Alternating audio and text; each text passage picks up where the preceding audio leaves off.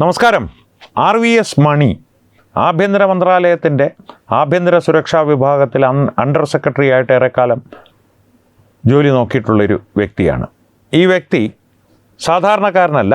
ആഭ്യന്തര മന്ത്രാലയത്തിൻ്റെ ഉള്ളറകളെല്ലാം പരിചിതമായ മുംബൈ ഭീകരാക്രമണം നടക്കുമ്പോൾ ഡൽഹിയിലെ കൺട്രോൾ റൂമിൽ സന്നിഹിതനായിരുന്ന അത്രയും പ്രധാനപ്പെട്ട സ്ഥാനങ്ങൾ വഹിച്ചിരുന്നൊരു വ്യക്തിയാണ്. ആ വ്യക്തി സമീപകാലത്തായിട്ട് ഒരു പോഡ്കാസ്റ്റിൽ ഭാരതത്തെ ഞെട്ടിക്കുന്ന ഒരു വെളിപ്പെടുത്തൽ നടത്തിയിരുന്നു.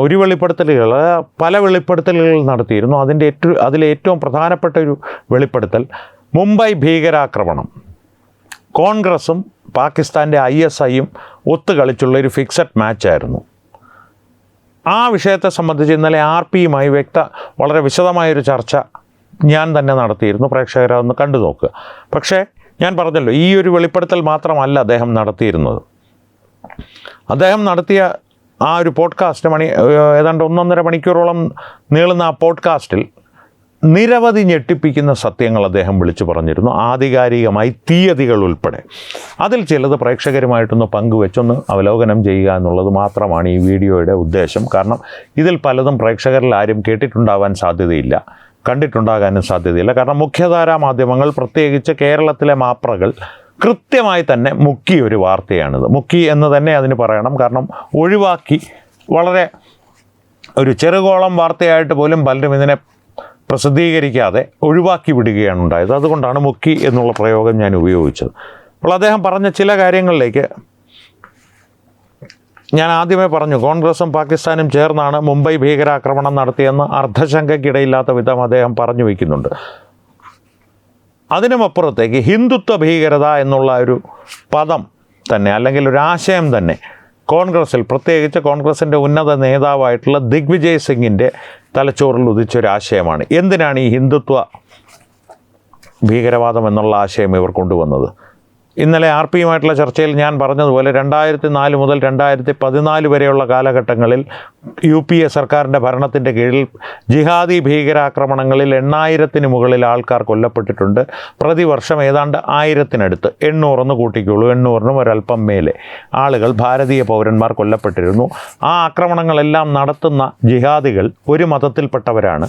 അങ്ങനെയുള്ള ആക്രമണങ്ങൾ തുടരെ സീരിയലായിട്ടുള്ള ബോംബ് ബ്ലാസ്റ്റുകളും എല്ലാം ഉണ്ടായി വരുന്ന വേളയിൽ ഒരു മതത്തിനെ മാത്രം പ്രതിക്കൂട്ടിൽ നിർത്തിയാൽ വോട്ട് ബാങ്കിൽ വലിയ വിള്ളലുണ്ടാകും.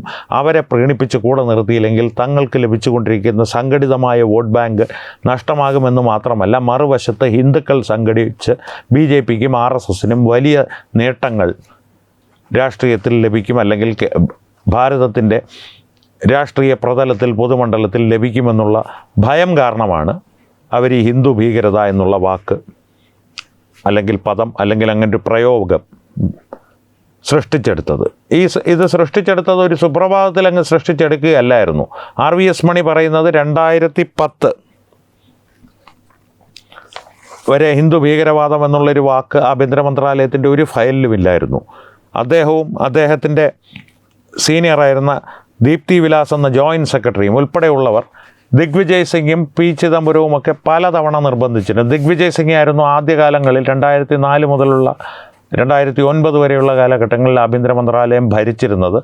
ശിവരാജ് പാട്ടീലായിരുന്നു പേരിന് ആഭ്യന്തരമന്ത്രിയെങ്കിലും സോണിയാഗാന്ധിയുടെ വളരെ വിശ്വസ്തനും സോണിയാഗാന്ധി എന്ത് പ്രശ്നങ്ങൾക്കും ഒരു അവസാന വാക്കായി കണ്ടിരുന്നത് എന്ന ഒരു ആശ്രയങ്ങളിലൊരാളുമായിരുന്നു ദിഗ്വിജയ് സിംഗ്. അപ്പോൾ ദിഗ്വിജയ് സിംഗ് ആയിരുന്നു ആഭ്യന്തര മന്ത്രാലയത്തിൽ ഒരു സോഫായിലിരുന്ന് ഈ ഭരണമൊക്കെ നടത്തിയിരുന്നത്.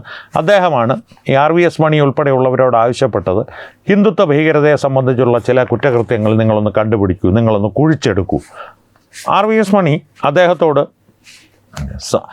സംശയത്തിനിടവില്ലാത്ത വിധം പറഞ്ഞു, ഹിന്ദുത്വ ഭീകരത എന്നുള്ളൊരു കുറ്റകൃത്യം, അതിൻ്റെ പേരിലുള്ള കുറ്റകൃത്യങ്ങൾ ഞങ്ങളുടെ അന്വേഷണത്തിൽ ഒരിടത്തുമോ, അല്ലെങ്കിൽ ഇൻ്റലിജൻസ് ബ്യൂറോയെ പോലുള്ള അന്വേഷണ ഏജൻസികളുടെ അന്വേഷണ റിപ്പോർട്ടുകളിലോ ഒരിടത്തും അങ്ങനെയൊരു ഭീകരതയെ സംബന്ധിച്ചുള്ള ഒരു വിവരവും ലഭ്യമല്ല.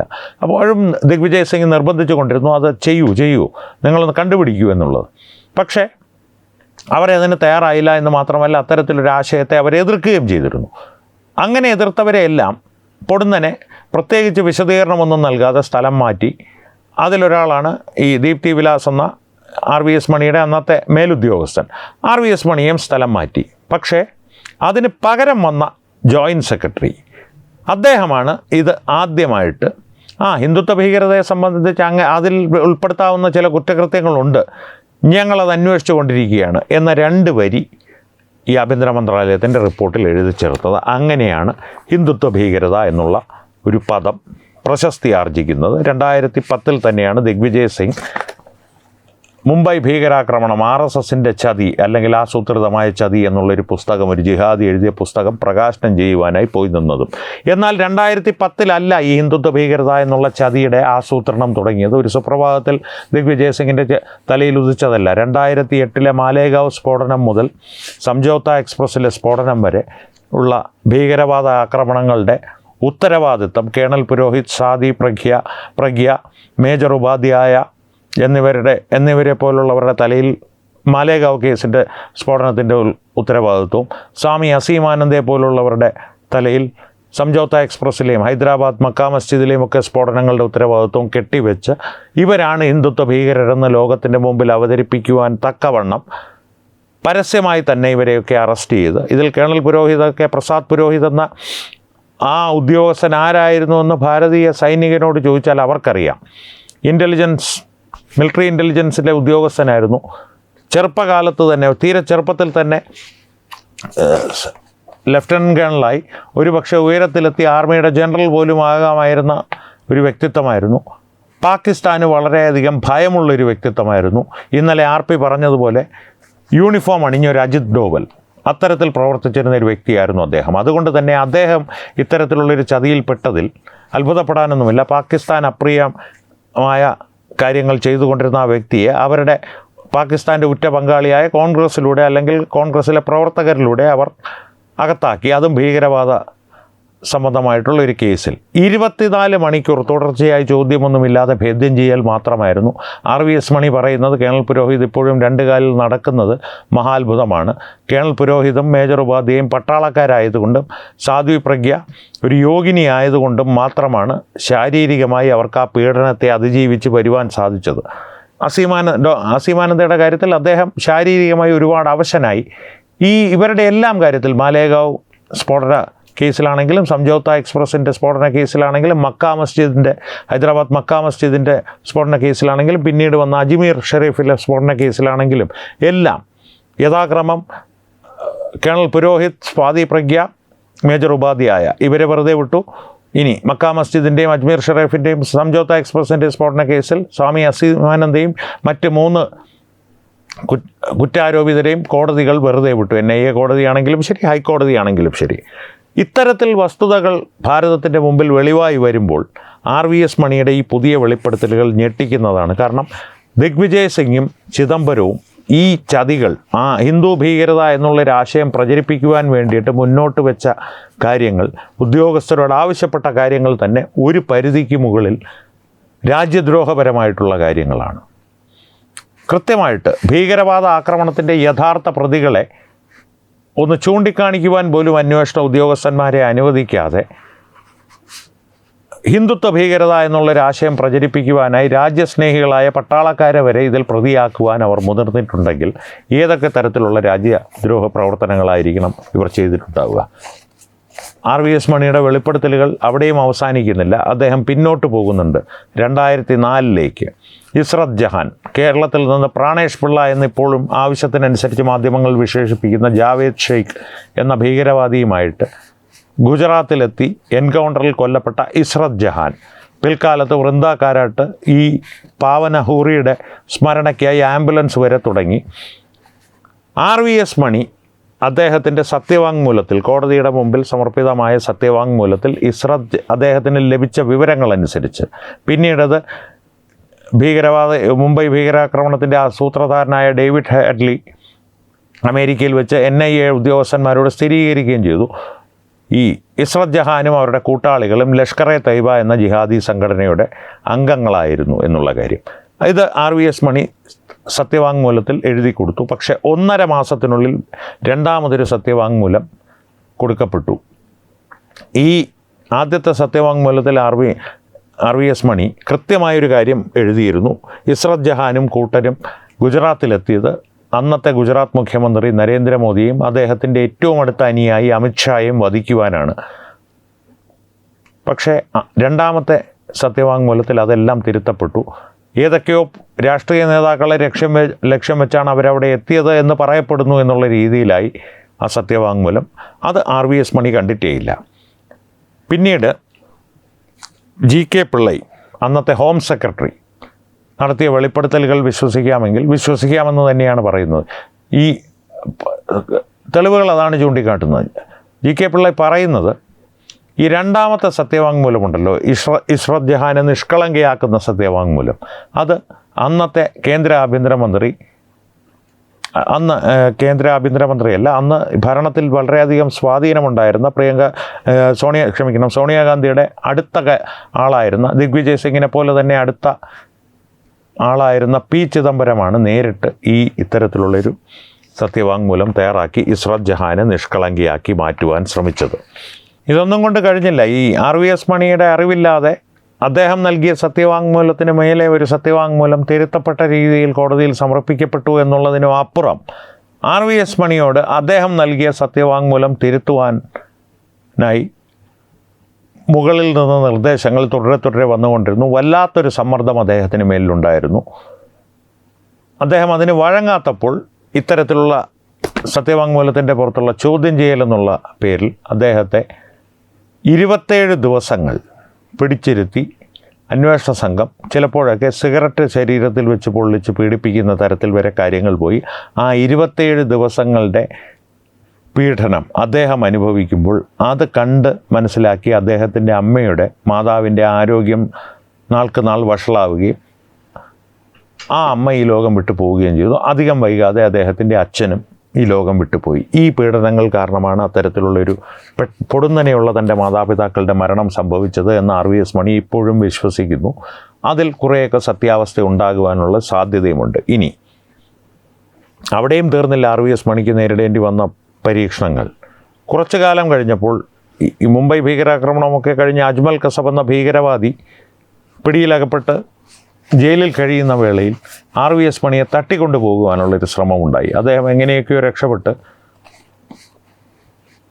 തൻ്റെ വീട്ടിൽ തിരികെ എത്തി. പിറ്റേ ദിവസം ഇൻ്റലിജൻസ് ബ്യൂറോയിലും മറ്റ് അന്വേഷണ ഏജൻസികളിലും അദ്ദേഹത്തിൻ്റെ അടുത്ത സുഹൃത്തുക്കളുണ്ട്. അവരൊക്കെ അദ്ദേഹത്തോട് പറഞ്ഞത്, ഇനി ഈ പ്രശ്നമുണ്ടാകില്ല, ആ കേസ് അവർ വിട്ടു, നിങ്ങളെ തട്ടിക്കൊണ്ടുപോയി അജ്മൽ കസബുമായിട്ടൊരു കൈമാറ്റം നടത്തുവാനുള്ള പദ്ധതിയായിരുന്നു ഇത്, അതിൻ്റെ ഭാഗമായിട്ടുള്ളൊരു ശ്രമമായിരുന്നു ഇത് എന്ന് ഇൻ്റലിജൻസ് ബ്യൂറോയിലെ ഉദ്യോഗസ്ഥർ അദ്ദേഹത്തോട് പറഞ്ഞു. അദ്ദേഹത്തിൻ്റെ അടുത്ത സുഹൃത്തുക്കൾ എന്തിനായിരുന്നു അദ്ദേഹത്തെ തട്ടിക്കൊണ്ടുപോകാൻ അവർ ശ്രമിച്ചത്, അല്ലെങ്കിൽ എന്തായിരുന്നു അദ്ദേഹത്തെ തട്ടിക്കൊണ്ടുപോയത് കൊണ്ട് അവർക്കുള്ള ഗുണം, അത് അദ്ദേഹം തന്നെ ഉദ്യോഗസ്ഥരോട് ചോദിച്ചു. അവർ വളരെ ലളിതമായ ഭാഷയിൽ പറഞ്ഞു, നിങ്ങളെയും അജ്മലിനെയും വെച്ച് അജ്മൽ കസബിനെയും കൈമാറ്റം ചെയ്യുക.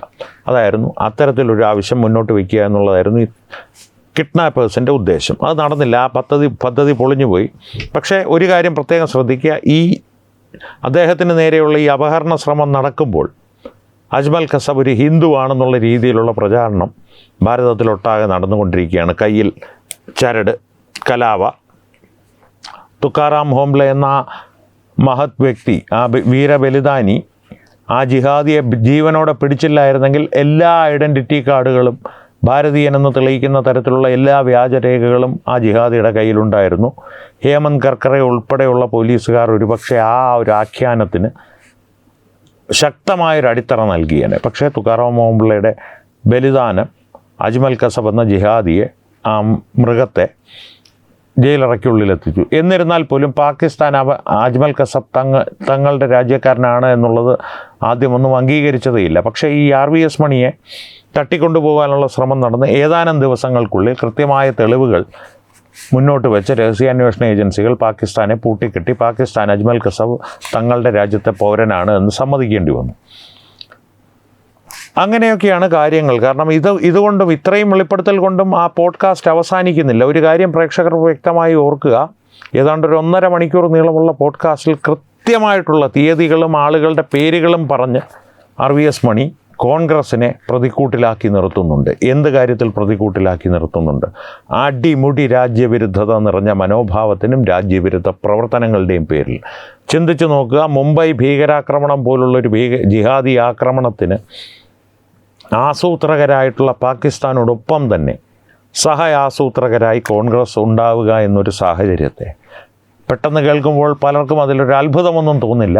പക്ഷേ ഇത്രയും രാജ്യദ്രോഹപരമായി പ്രവർത്തിക്കുന്നൊരു പാർട്ടി എങ്ങനെ ഇത്രയും കാലം ഭാരതീയരുടെ ഇടയിൽ തുടരുന്നു എന്നൊരു സംശയം നിങ്ങൾക്കാർക്കെങ്കിലും തോന്നിയാൽ അടിസ്ഥാനപരമായിട്ട് ക്ഷണപ്രഭാചഞ്ചലമായിട്ടുള്ള ഇത്തരത്തിലുള്ള പാർട്ടികളെ, അവർ നൽകുന്ന വാഗ്ദാനങ്ങളെ, ഫ്രീബീസിനെ സ്നേഹിച്ച് വീണ്ടും വീണ്ടും അവർക്ക് വോട്ട് കുത്തി അവരെ ഏതെങ്കിലും തരത്തിലുള്ളൊരു അധികാരത്തിൽ കടിച്ചു തൂങ്ങി കിടക്കുവാനുള്ള അവസരം നൽകി ലോക്സഭയിലേക്കും രാജ്യസഭയിലേക്കും അയക്കുന്ന ഞാനും നിങ്ങളും തന്നെയാണ് അതിന് കുറ്റക്കാർ, ഉത്തരവാദികൾ.